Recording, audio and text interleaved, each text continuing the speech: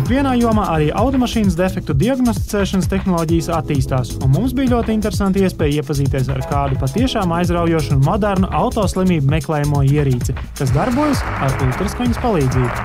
Uz Latviju šādu aprīkojumu atvedis vācietis Mihails Čitka, kas te pāris gadus nodarboties ar uzņēmējdarbību ir pamanījies arī apgūt latviešu valodu. Pats gan atzīst ne tuvu, ne perfekti, tomēr viņš no visas sirds centās mums un dziedātājam Viktoram Lopčenakam pastāstīt latviešu mēlē, kā šī iekārta darbojas. Mums jauns instruments, tas jauns instruments ir ultraskan pārbaude, kas atnāca no Amerikā. Un tas instruments strādāt uz 40 kHz skanā. Uz skaņu strādāt.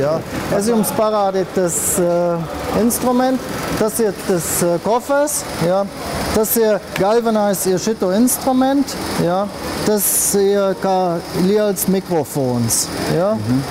No Amerikā NASA lietot, Boeing lietot, un mēs tagad pārbaudīt ar šito instrumentu motors. Motormikrofons, mēs klausot iekšā, kas to notiek iekšā no motora. Tagad jūs klausot, viss šeit ir skana, motor ir normāli, vai tu ir kļūdas iekšā. Un es jums tikai parādīt, vai tu ir viss kārtībā. Kā jau mēs zinām, ultraskaņu cilvēks nespēja saklausīt, taču šis aparāts to spēj un pārvērš ultraskaņu mums dzirdamos trokšņos. Pat acu mirkšķināšanu rada ultraskaņa, un ar šo aparātu to var sadzirdēt pat no 10 metru attāluma. Mēs pārbaudīt un likt iekšā skana. Šeit jūs regulēt, cik skan jums ir. Un tikai ņemt un pārbaudīt, ko jūs gribu klausot iekšā.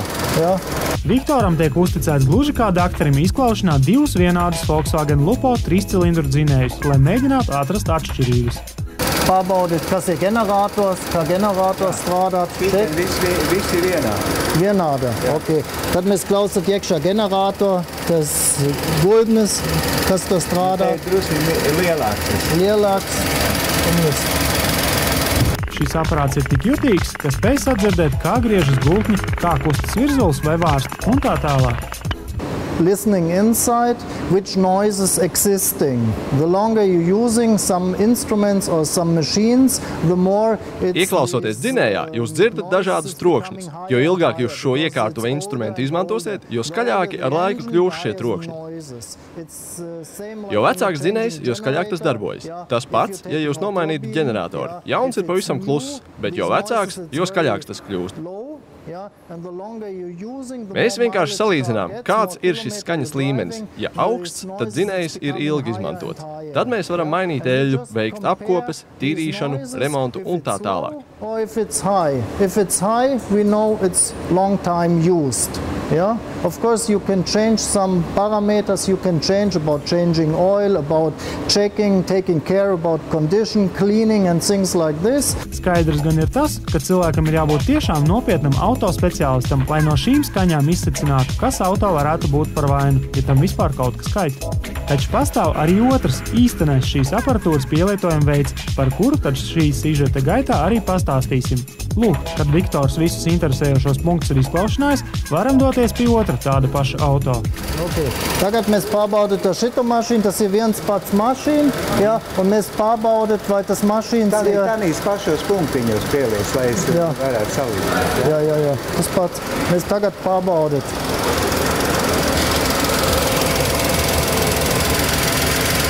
Viktors, kā jau cilvēks ar absolūto dzirdi un perfektu ritmu izjūtu, sadzird, ka viens no cilindriem motorā skan mazliet citādāk nekā pārējie.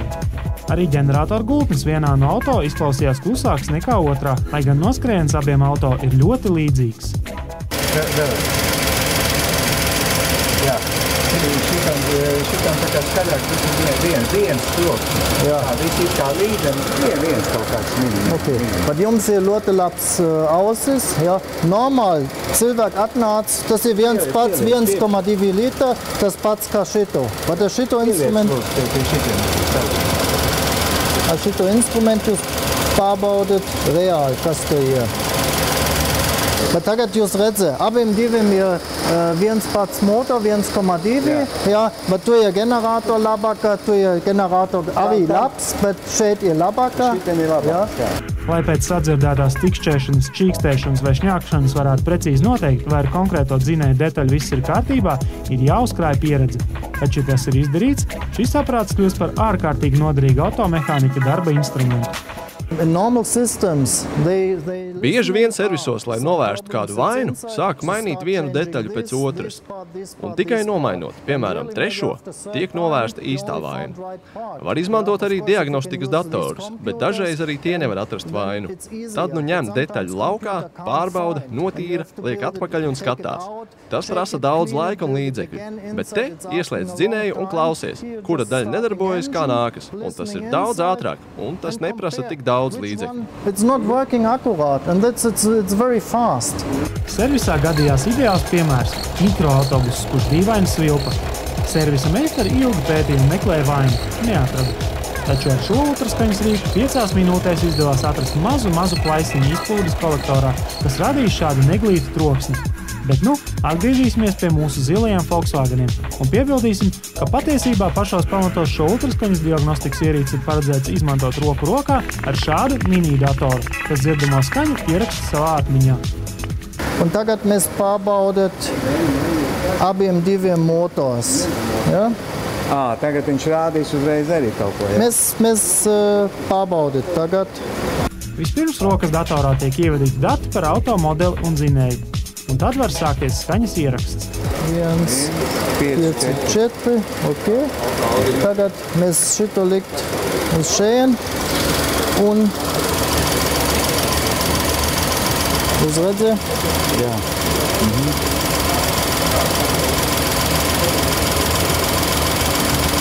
20 sekundes mēs gaidat, līdz tas bufa ir pilns.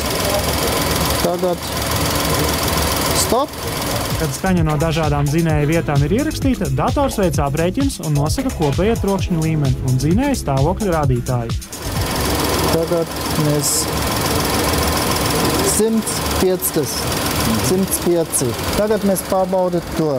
Taču pati galvenā šī procesa noslēguma sastāvdaļa ir iegūto rezultātu salīdzināšana ar milzīgu informācijas datubāzi. Kā rezultātā Mihails var visai precīzi pateikt, kādā vispārīgajā stāvoklī ir automašīnas dzinējs un cik tas ir nobraukts. Yes.